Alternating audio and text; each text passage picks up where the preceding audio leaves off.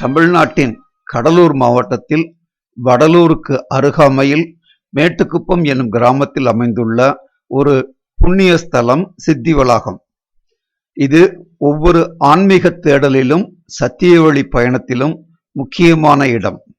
அருட்பெருஞ்சோதி ராமலிங்க வள்ளலார் அவர்களின் இறுதி தியான ஸ்தலமாகும்.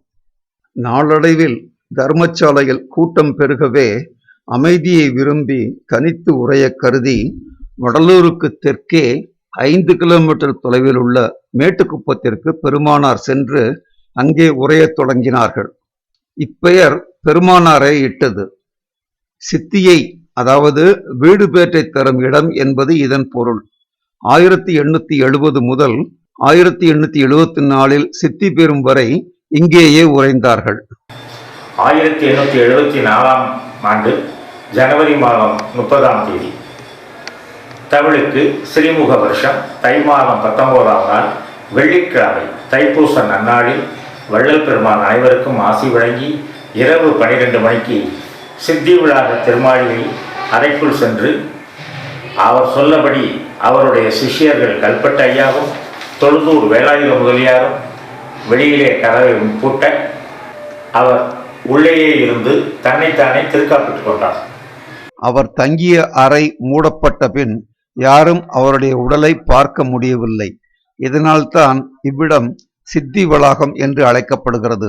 அதாவது சித்தர்கள் தங்கிய இறை ஒளி நிறைந்த இடம். இங்கு வள்ளலார் அருளிய அருட்பெருஞ்சோதி வழிபாடு தினமும் நடத்தப்படுகிறது. ஒவ்வொரு பௌர்ணமி நாளிலும் சிறப்பு பூஜைகள், ஜோதி தரிசனம், திருவருட்பா பாடல்கள் நடைபெறுகின்றன.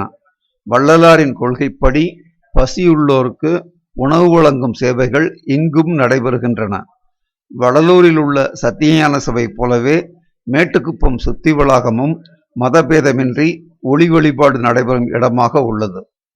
அருட்பெருஞ்சோதி வள்ளலார் தன்னுடைய அருட்பா நூலில் மனிதநேயம், மானுட சகோதரத்துவம், ஜீவகாருண்யம், இறைவொளி ஆகியவை பற்றி வலியுறுத்தியுள்ளார்.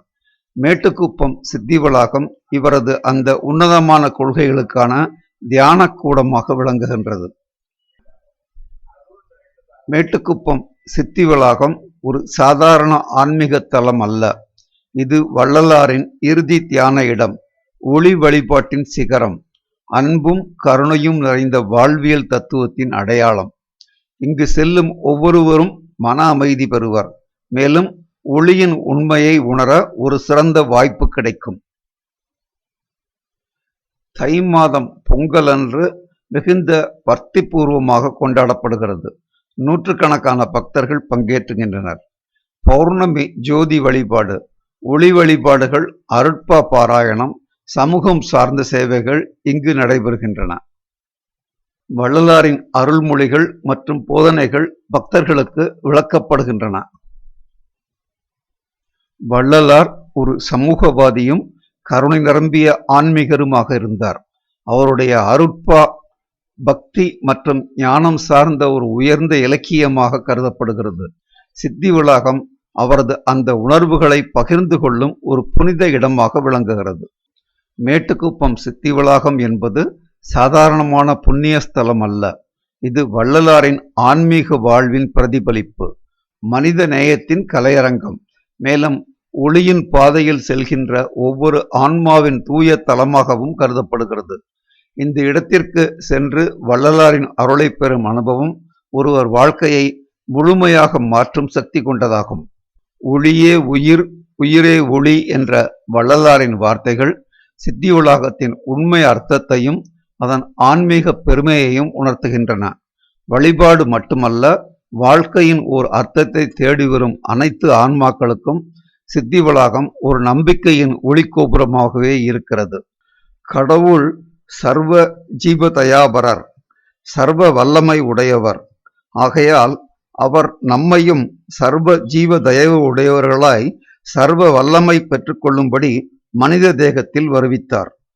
எந்த ஜீவர்களிடத்தில் தயாவிருத்தியாகிய அருள் விசேஷம் விளங்குகின்றதோ அந்த ஜீவர்களிடத்தில் கடவுள் விளக்கம் விசேஷமாயிருக்கும். ஆகவே கடவுள் திருவருளை பெறுவதற்கு நம் திரு அருட்பிரகாச வள்ளலார் அருளிய இந்த அருள் நெறியினை கடைப்பிடித்து உய்வோமாக.